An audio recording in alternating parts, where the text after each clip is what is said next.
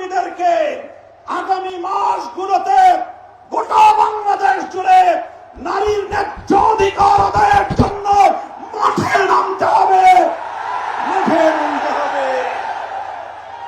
আমরা পরিষ্কার ভাষায় বলি, বাংলাদেশের স্বাধীনতার 53 বছরের মাথায় এসে সংবিধান সহ রাষ্ট্রের ব্যাপক সংস্কার কার্যক্রম শুরু হয়েছে। এই সংস্কার কার্যক্রম চলাকালীন সময়ে বহুত্ববাদের মতো এই বিতর্কিত একত্ববাদ বিরোধী কোন কনসেপ্ট বাংলার মানুষ গ্রহণ করবে না। আমরা সংবিধানে আল্লাহর উপর অবিচল আস্থা এবং বিশ্বাসকে পুনর্বহালের দাবি করেছি। এই দাবি বাস্তবায়নের জন্য আগামী দিনে হেফাজতে ইসলাম বাংলাদেশ কঠোর কোন সিদ্ধান্ত নিতে হলে হেফাজত সেই সিদ্ধান্ত নেবে ইনশাআল্লাহ। আমরা পরিষ্কার ভাষায় বলি, ডক্টর ইউনূস সাহেবের সাথে হেফাজতের কেন্দ্রীয় নেতৃবৃন্দ অনেকবার সাক্ষাৎ করে বিনয়ের সঙ্গে আবেদন করেছি আমাদের বিরুদ্ধে ফ্যাসিবাদী আমলে দায়েরকৃত মিথ্যা মামলাগুলো প্রত্যাহার করেন। কিন্তু কেন যেন মনে হচ্ছে আমাদের সোজা আঙ্গুলে বুঝি ঘি উঠবে না। প্রফেসর ডক্টর ইউনূস সাহেব, আপনি কি সে কথা ভুলে গিয়েছেন? এই সেদিনও আদালতের পাড়ায় আপনি আমাদের সঙ্গে পাড়ায় পাড়ায় ঘুরতেন, আদালতের অলিতে গলিতে ঘুরতেন। আমরা পরিষ্কার ভাষায় বলছি, আগামী 2 মাসের মধ্যে যদি হেফাজতে ইসলামের বিরুদ্ধে দায়েরকৃত মামলাগুলো প্রত্যাহার না হয়, হেফাজতে ইসলাম বাংলাদেশ সে মামলা বাতিল করার জন্য যা করতে হয় তাই করবে ইনশাআল্লাহ।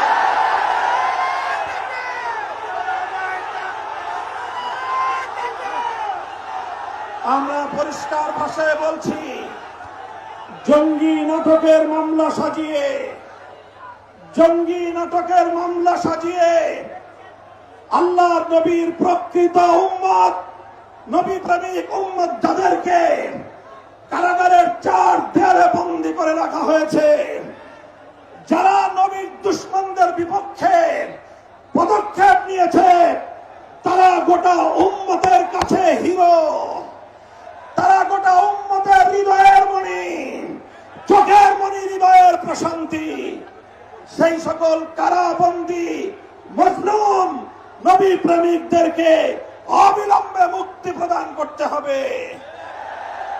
আমরা বলছি, আমরা ফিলিস্তিন ইস্যুতে গাজাবাসীর পক্ষে, জায়নবাদী ইসরায়েলের আগ্রাসন এবং গণহত্যার বিরুদ্ধে গোটা বিশ্ববাসীর সঙ্গে আমরা সহমত। বাংলাদেশের মাননীয় সরকার প্রধান উপদেষ্টাকে আমরা বলি, আপনি আন্তর্জাতিক ব্যক্তিত্ব, বিশ্ব অঙ্গনে আপনি গাজাবাসীর পক্ষে ভূমিকা পালন করুন। সারা দুনিয়ার মানুষ গাজাবাসীর পক্ষে দাঁড়িয়েছে। সুদূর এই সবুজ বাংলার চত্বর থেকে আমরা সংহতি জানিয়েছি, কিন্তু আমাদের আরো বড় দায়িত্ব এবং কর্তব্য দাঁড়িয়েছে আজ আমাদের প্রতিবেশী রাষ্ট্র ভারতের মুসলমানদের পক্ষে আওয়াজ উচ্চারণ করা, তাদের পাশে দাঁড়ানো।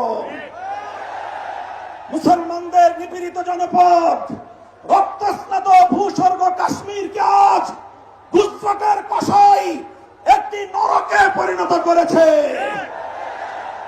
বিতর্কিত ওয়াকফ আইন সংশোধনী বিল 2025 পাশ করে শত শত বছর ধরে মুসলমানদের ব্যক্তিগত এবং তাদের যে প্রপার্টিগুলো আল্লাহর নামে ওয়াকফ করা হয়েছে, মসজিদ, মাদ্রাসা, কবরস্থান সহ ধর্মীয় কাজের জন্য, সেই ওয়াকফ সম্পত্তিতে সেই ভারতের হিন্দুত্ববাদী সরকার নখ বসাতে চায়, আঙুল বসাতে চায়, সে আঙুল আমরা ভেঙে গুড়িয়ে দেবো ইনশাআল্লাহ।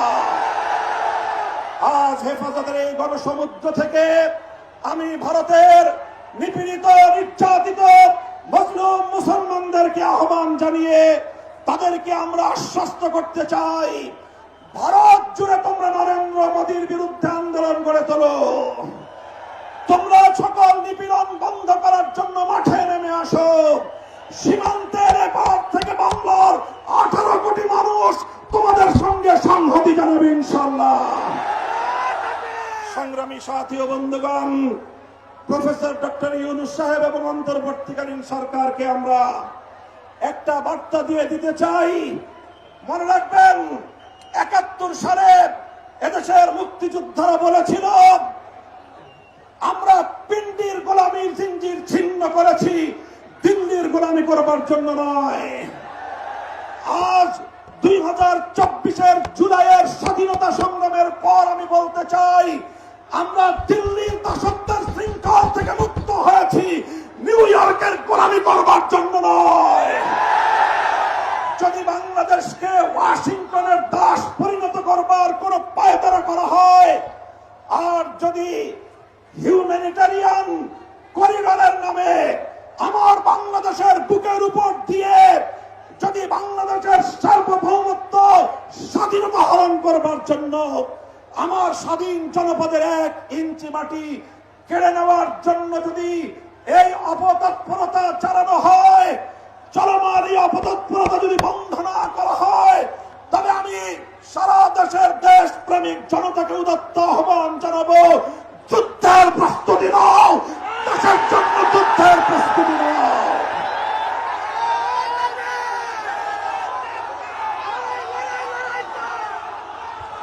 আমরা আমার দেশের প্রতি ইঞ্চি মাটি আমার জায়নামাজের মাটি। আবার বলছি, আমার স্বাধীন বাংলার প্রতি ইঞ্চি মাটি আমার পবিত্র জায়নামাজের মাটি। দিল্লি বা ওয়াশিংটন, পিকিং বা মস্কো যারা এ মাটির দিকে চোখ তুলে তাকাবে, আমরা তাদের বিরুদ্ধে বারুদ হয়ে মাঠে নামবো ইনশাআল্লাহ।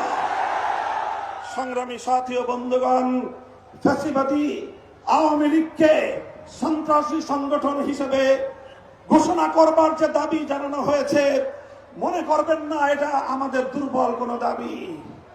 আমরা 2013 সালে ফ্যাসিবাদী আওয়ামী লীগের বুলেটের আঘাতে রক্তাক্ত হয়েছি। 2021 সালে আমাদেরকে হত্যা করেছে, বছরের পর বছর বিনা বিচারে আমাদেরকে কারারুদ্ধ করে রেখেছে।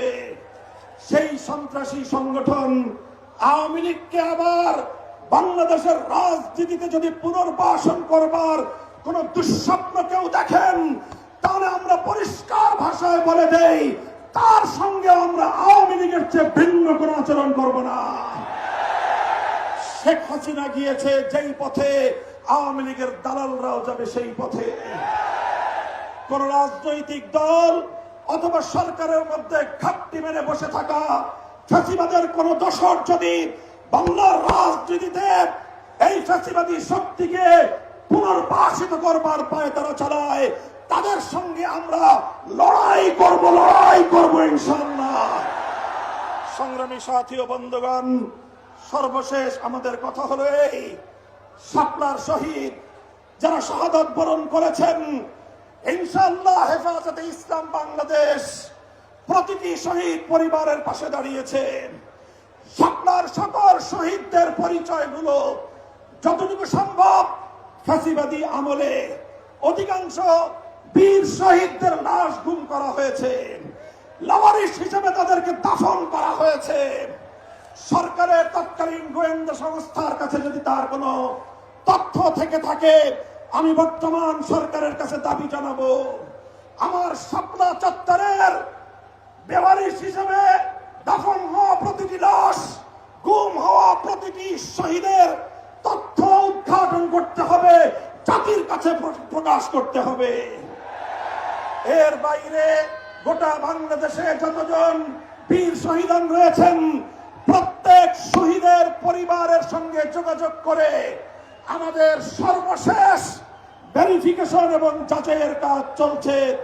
ইনশাআল্লাহ আমরা শাপলার রক্তে রঞ্জিত এই মে মাসের মধ্যে হেফাজতে ইসলামের পক্ষ থেকে আমাদের ভেরিফাইড সেই সকল বীর জাতীয় শহীদানদের পরিচয় এবং তাদের গৌরবগাথা ইতিহাস জাতির সামনে আমরা তুলে ধরবো ইনশাআল্লাহ।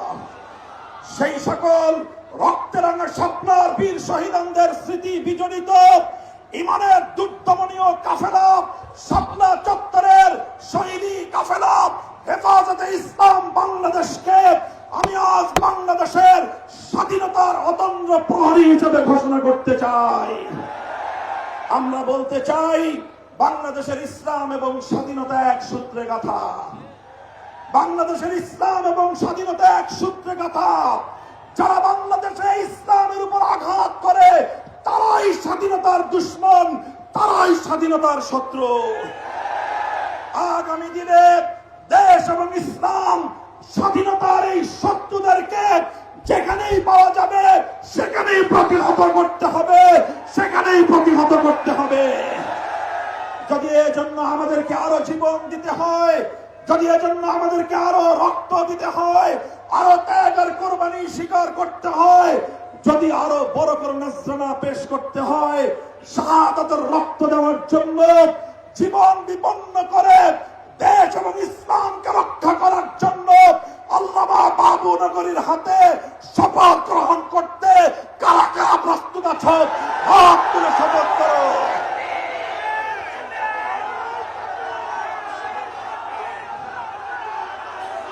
ইনশাআল্লাহ, ইনশাআল্লাহ আমার জায়নামাজের মাটি, বাংলাদেশের প্রতি ইঞ্চি মাটি সংরক্ষিত থাকবে।